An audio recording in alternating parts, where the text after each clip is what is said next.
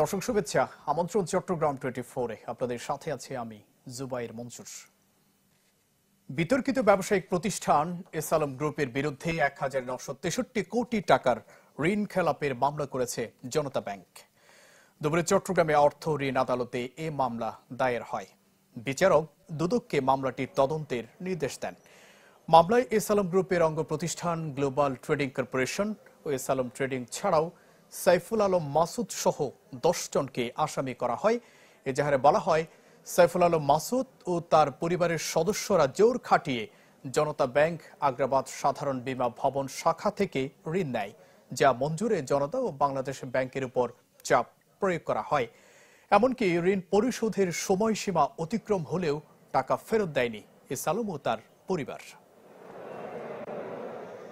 এই মামলায় আজকে আদালত কয়েকটি আদেশ দিয়েছেন।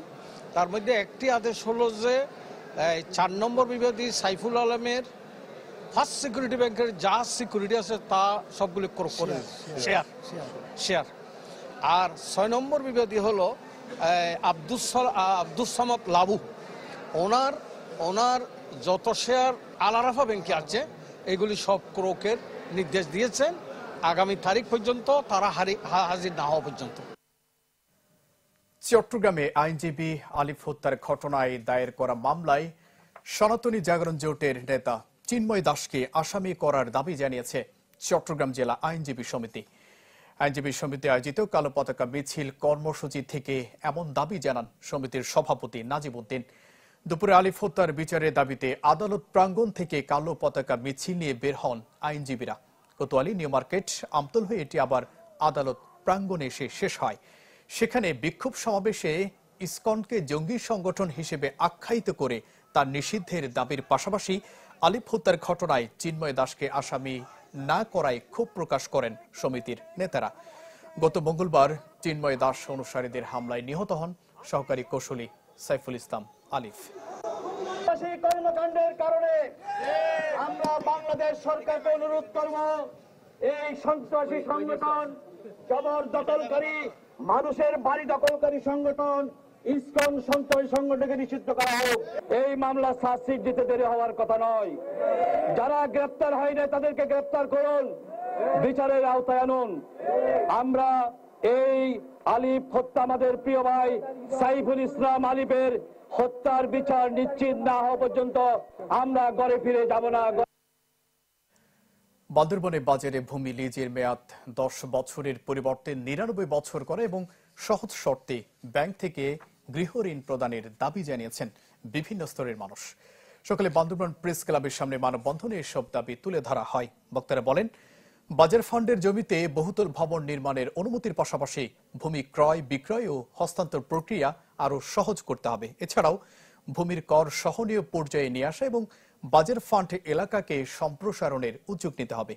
পরে 6টি দাবি নিয়ে প্রধান উপদেষ্টা বরাবরের স্মারকলিপি দেয়া হয় জেলা প্রশাসক এবং জেলা পরিষদ চেয়ারম্যানের মাধ্যমে। পার্বত্য চট্টগ্রাম চুক্তির পূর্ণাঙ্গ বাস্তবায়ন না হওয়ায় সরকারের প্রতি আস্থা হারাচ্ছে জম্মু জাতি, এমন মন্তব্য করেছেন পার্বত্য চট্টগ্রাম জনসংহতি সমিতির নেতারা।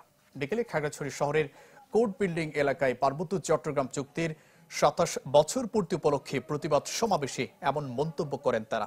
সরকারের কাছে আহ্বান জানান পার্বত্য চট্টগ্রাম চুক্তি পূর্ণাঙ্গ বাস্তবায়নে দ্রুত পদক্ষেপ নিতে। এর আগে জেলা শহরের মহাজনপাড়া এলাকা থেকে একটি বিক্ষোভ মিছিল বের করা হয়। সংগঠনটির খাগড়াছড়ি জেলা শাখার সভাপতি শোভা কুমার চাকমাই সময় বক্তব্য রাখেন।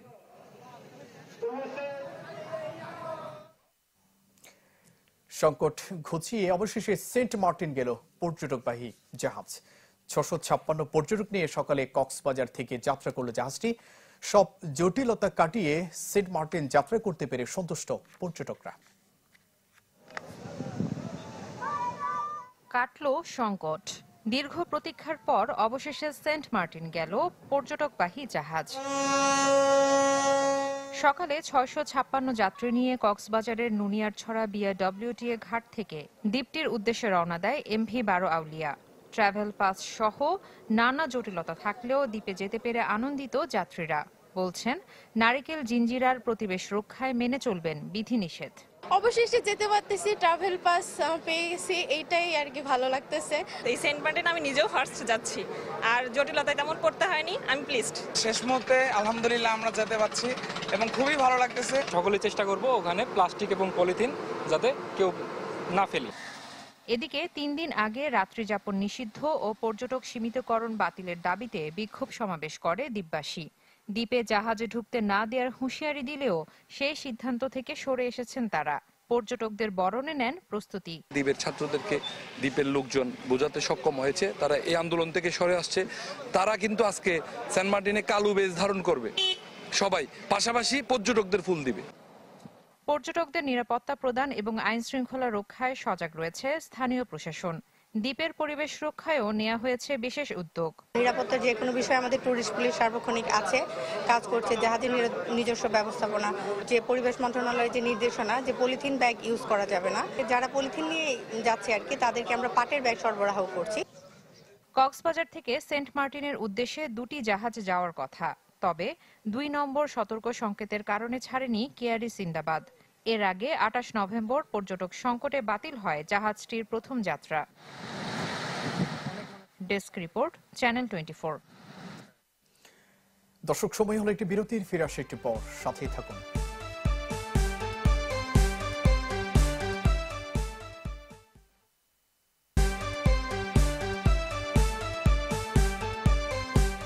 আবারও স্বাগত চট্টগ্রাম 24-এ।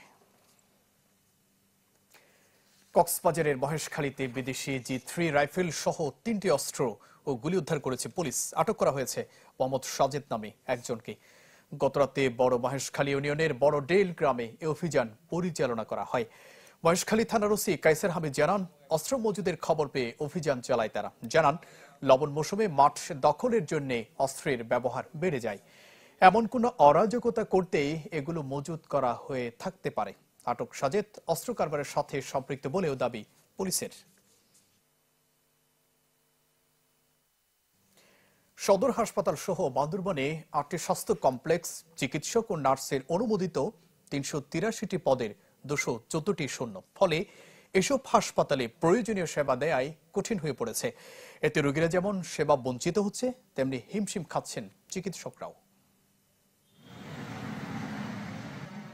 পর্যাপ্ত চিকিৎসক সংকটে চরম বিপর্যয়ের মুখে পার্বত্য জেলা বান্দরবানের স্বাস্থ্য খাত। জেলার সদর হাসপাতাল সহ 7 উপজেলা স্বাস্থ্য কমপ্লেক্সে 118 চিকিৎসকের পদ থাকলেও রয়েছেন মাত্র 65 জন। পাশাপাশি অনুমোদিত 265 নার্সের পদের বিপরীতে আছেন মাত্র 104 জন। এমন সংকটের কারণে চরম ভোগান্তিতে সরকারি হাসপাতালগুলোতে সেবা নিতে আসা রোগীরা। ঘন্টার পর ঘন্টা লাইনে দাঁড়িয়ে থেকেও মিলছে না তাদের কাঙ্ক্ষিত চিকিৎসা। 1 ঘন্টা ধরে লাইনে দাঁড়িয়ে থাকছি, এখনো ডাক্তার ঢুকতে পারতেছি না এখানে। দুপুর টাইমে ভর্তি করাইছি, দুপুরের পর থেকে কোনো ডাক্তার নাই, কোনো ডাক্তার এসে দেখেও নাই। এখানে যে কয়জন আছে রোগীর সংখ্যা অনেক বেশি, যে পরিমাণ সেবা পাওয়ার কথা রোগীরা, জনগণ এ পরিমাণ সেবা পাচ্ছে না। আমি সকাল থেকে আসি, ডাক্তারের সংকট এখানে, ডাক্তার পর্যাপ্ত পরিমাণ, যে পরিমাণ ডাক্তার থাকবার কথা ওই পরিমাণ ডাক্তার নাই। জনবল কম থাকায় রোগীদের সেবা দিতে হিমশিম খেতে হচ্ছে চিকিৎসকদেরও। ডক্টর প্লাস হচ্ছে প্রথম শ্রেণী, দ্বিতীয় বা তৃতীয় চতুর্থ সব জনবলের মধ্যে সংকট রয়েছে আর কি। এই জন্য চিকিৎসা সেবা স্বাভাবিকভাবে দিতে একটু হিমশিম খেতে হচ্ছে। তবে সংকট নিরসনে মন্ত্রণালয়ে প্রস্তাব পাঠানো হয়েছে বলে জানালেন জেলা সিভিল সার্জন। এখানে প্রচুর চিকিৎসক সংকট আছে, নার্সিং সংকট আছে, প্লাস অন্যান্য অক্সিলারি স্টাফ যারা আছে তাদেরও সংকট আছে। যথাযথ কর্তৃপক্ষের কাছে আমরা অবহিত করেছি, আমরা আশ্বাস দিয়েছি যে এসব সমস্যার সমাধান করে। বান্দরবান জেলা ও উপজেলার এসব হাসপাতালে প্রতিদিন চিকিৎসা নিতে আসেন কয়েক হাজার মানুষ। Desk report, channel 24। দর্শক, ছিল চট্টগ্রাম 24-এর এখনকার আয়োজন। এতক্ষণ সাথে থাকবার জন্য ধন্যবাদ সবাইকে।